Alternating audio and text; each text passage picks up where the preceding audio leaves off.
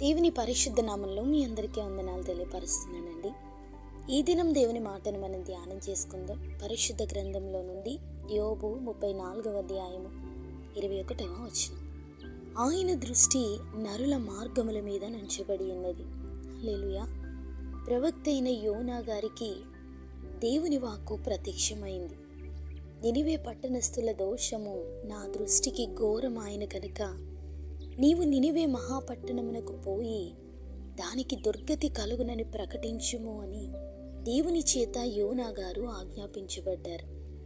యోనా దేవుని సన్నిధిలో నుండి తర్షీసు పట్టణమునకు పోవలెనని యొప్పేకు పోయి తర్షీసునకు పోవు ఒక వాడను చూచి ప్రయాణమునకు కేవు ఇచ్చి దేవుని సన్నిధిలో నిలవక తర్షీసునకు పోవుటకు వాడ ఎక్కారు. దేవుని సన్నిధిలో నుండి పారిపోతున్న యోనా ప్రవక్త యొక్క మార్గం సరి అయినది కాదండి. అది దేవునికి వ్యతిరేకమైన మార్గంలో యోనా గారు ప్రయాణాన్ని కొనసాగిస్తున్నారు. యోనా వాడ దిగువ భాగమునకు పోయి పండుకొని గాఢ నిద్రపోతున్నారు. సముద్రము మీద పెద్ద గాలి పుట్టింపగా సముద్రమందు గొప్ప తుఫాను రేగి వాడ బద్దలైపోగతి వచ్చింది.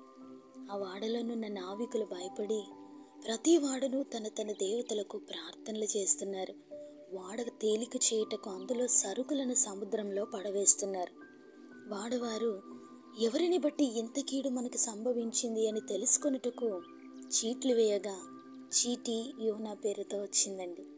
అందుకు యోనా ప్రవక్త, నన్ను బట్టియే ఈ గొప్ప తుఫాను మీ మీదకి వచ్చినని నాకు తెలిసి ఉన్నది. నన్ను ఎత్తి సముద్రంలో పడవేయుడి, అప్పుడు సముద్రము మీ మీదకి రాకుండా నిమ్మలించినని యోనా వాడ నావికులకు తన విషయాన్ని చెప్తారు. యోనాని ఎత్తి సముద్రంలో పడవేసిన వెంటనే గొప్ప మత్స్యం ఒకటి యోనాను మృంగగా యోనా 3 దినములు ఆ మత్స్యం యొక్క కడుపులో ఉన్నారు. దేవుని దృష్టి నరుల మార్గముల మీద ఉందండి. దేవుడు ఒక పనిని అప్పగించడమే కాదు, ఆ పని పట్ల వారికి ఎంత బాధ్యత ఉంది అనేది కూడా ఆయన చూస్తున్న దేవుడు. మనకివ్వబడినటువంటి వ్యాపారమైన, మనకివ్వబడినటువంటి కుటుంబమైనా, మనకివ్వబడిన ఏ బాధ్యతనైనా ఆయన నమ్మకత్వాన్ని చూసే దేవుడు. యోనా గారికి ఒక స్పష్టమైన మార్గాన్ని దేవుడు బోధించారు. ఆ మార్గంలో దేవుడు చెప్పినట్లు ముందుకు వెళ్ళుటకు యోనా గారికి ఇష్టం లేదండి. అంతేకాదు, దేవుని సన్నిధిలో ఉండడం కూడా ఆయనకి ఇష్టం లేదు. దేవుని సన్నిధిలో నుండి పారిపోతున్నారు. మనకు కలుగుతున్న ఆలోచనలు బట్టి యోనా ప్రవక్త వలె దేవుని చిత్తాన్ని చేయుటకు కొన్నిసార్లు ఇష్టపడం. దేవుని వాక్కు మనల్ని ఆజ్ఞాపిస్తుండగా దేవుని సన్నిధి నుండి వెళ్ళిపోవాలి అనే సందర్భాలు ఎన్నో ఉంటాయి. దేవుని మాటలు వినబడే ప్రదేశం నుండి యోనా తర్షీసునకు వెళ్ళిపోతున్నారు. మనకివ్వబడిన ఈ జీవితంలో మన ఆలోచనలైతే ఎన్నో శ్రమలను మనం ఎదుర్కొనే ప్రమాదం ఉంది. దేవుని నడిపింపులో శ్రమలైన క్షేమం ఉంది. ఏ ప్రాంతంలో అయితే యోనా గారు దేవుని గూర్చినటువంటి ప్రకటన చేయాలో ఆ ప్రాంతమునకు వెళ్ళడానికి ఇష్టపడలేదు.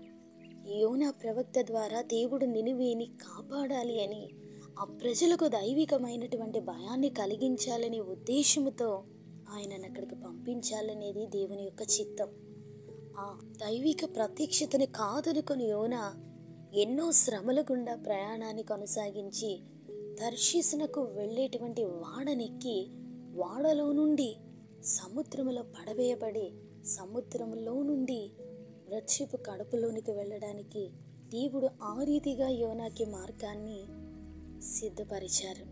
ఈరోజు ఎన్నిసార్లు దేవుని వాక్యాన్ని వింటున్నా లోబడినటువంటి జీవితాలలో ఖచ్చితంగా దేవుడు స్పందిస్తారండి. ఆయన చిత్తం మన జీవితంలో నెరవేర్చుటకు దేవుడు మనల్ని శిక్షిస్తారు, సరిచేస్తారు, బలపరుస్తారు, ముందుకు నడిపిస్తారు. ఆ దేవుని యొక్క సన్నిధి మనందరికీ తోడైండి మనల్ని నడిపించునుగాక. పరిశుద్ధమైన దేవా, మా ప్రియ పరలోకపు తండ్రి, మీ ఘనమైన నామానికి వందనాలు. ఈ ఉదయకాల సమయంలో ఎందరైతే ఈ మాటలు వింటున్నారో ఆ మాటల ద్వారా వారి జీవితాల్లో అద్భుతాన్ని జరిగించండి. మీ మాటకు వ్యతిరేకంగా జీవిస్తూ దేవుని వాక్కునకు విరోధంగా జీవిస్తున్న ప్రతి ఒక్కరిని జ్ఞాపకం చేసుకునండి. వారి జీవితాలలో మీ చిత్తాలు జరుగునట్లుగా దైవికమైనటువంటి దర్శనపు అనుభవాన్ని అనేకులకు మీరు దయచేయండి.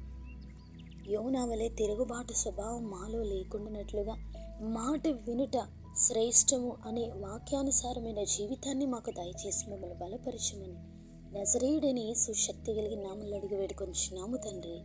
ఆమేన్.